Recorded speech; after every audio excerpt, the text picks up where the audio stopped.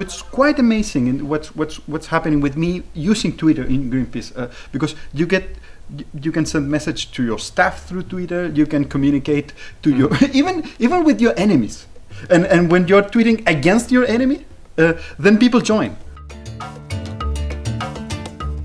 You are one of the first executive directors that I've met who tweets constantly. Constantly. Yeah. So did you always tweet, or did you start when you knew you were in this job? I've been tweeting since day one. I've been in Twitter for about 6-7 years already.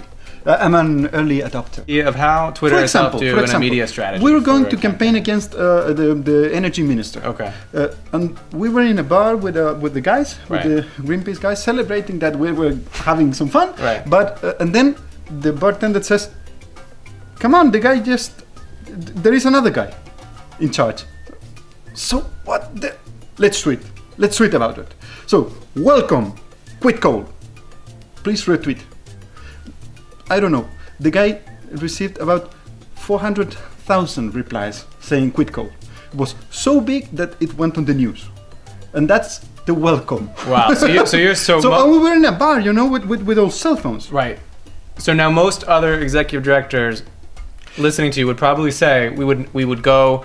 Maybe the next day we would meet. We would have a meeting with all and you instantly at the bar. Immediately. But of course, what we learned is that you need your cyber activist to engage as soon as possible. You need to have a web page for frequently asked questions about it. And so it was about 11 o'clock, right? And we were working until 6 a.m.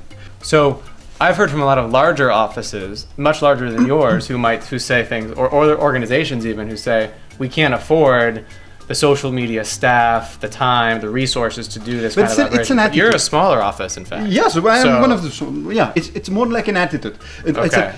So being digital, it's not about having smartphones and having a Mac.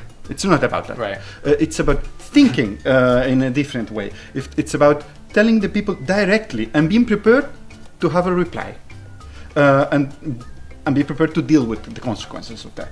For example, losing control of what you're doing, because people will get what you're doing, and they will transform it, and they will turn it in who knows what. Right. Matias, thank you. What's your Twitter handle so we can all follow you? Matias Asun. Matias Asun. Yeah. Okay. And we're following each other. Gracias. Okay. Gracias. You're welcome.